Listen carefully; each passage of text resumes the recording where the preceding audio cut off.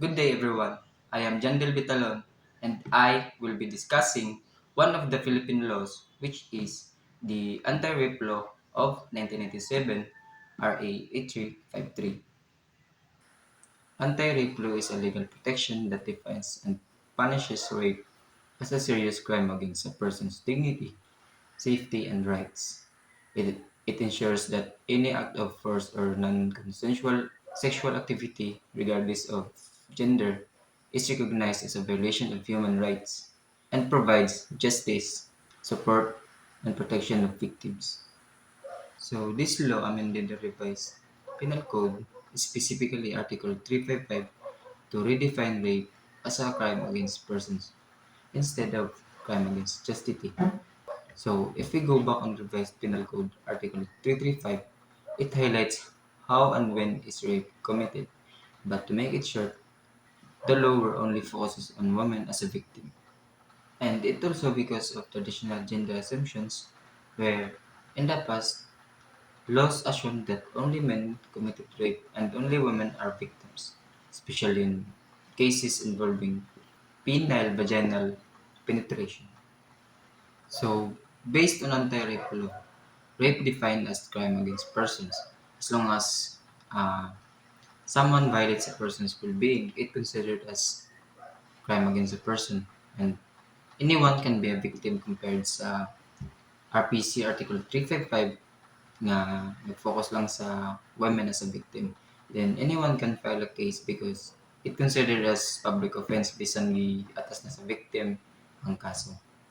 Rape can be committed by a man through sexual intercourse when with force, threat, or intimidation. So, for example, with force, like ka na bang person nung sa kababae ng makipag-sex, then threat like blokon ka. For example, blokon niya yung sa kababae na kanang labtan niya yung iyan. Parang pagdili makipag-sex ano. Then, intimidation. Then next is victim is unconscious. So for example, hubog.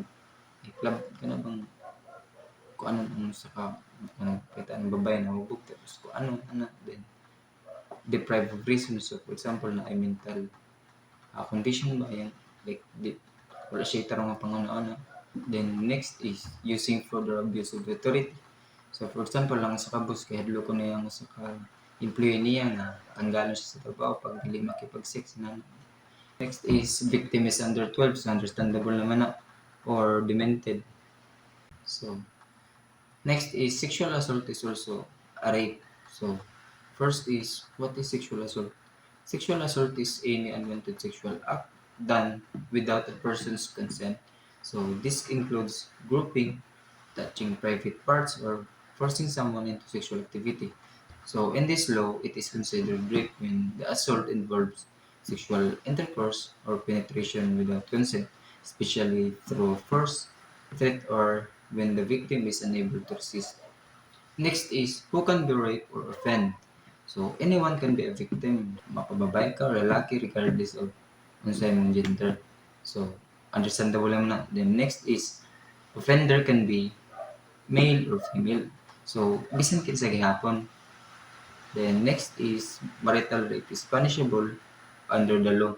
So, of course, sa mag-asawa, pag pili ka ni, like, for example, makipag-sex mo sa partner mo sa kaibigan sugot, it is considered as marital rape pag persaon gyapon nimo sa partner ba bisan dili niya gusto nga makipag-sex ano.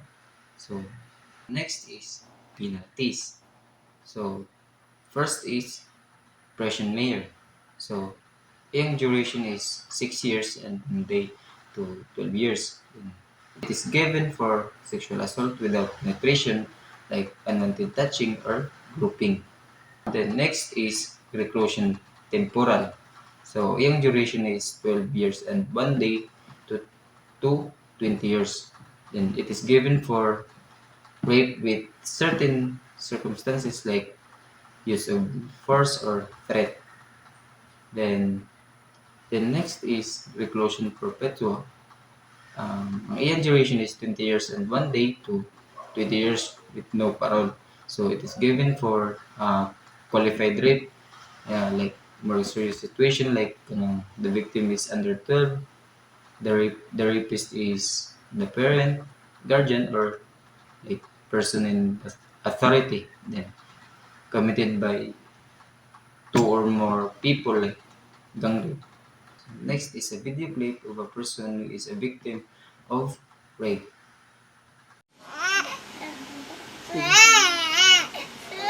Binungot niya po ako sa kwarto niya. Tapos po umiyak ako. Binalik niya po ako dun sa higaan namin. Naubad niya po yung pants ko. Sabi ko, Papa, tigil mo yun.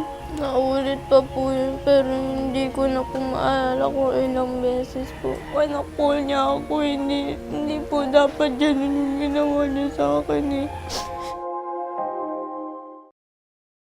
The purpose of this law is to encourage victims to speak out without fear, and then it removes gender biases and it expands legal protection and it promotes a safer and more equal society.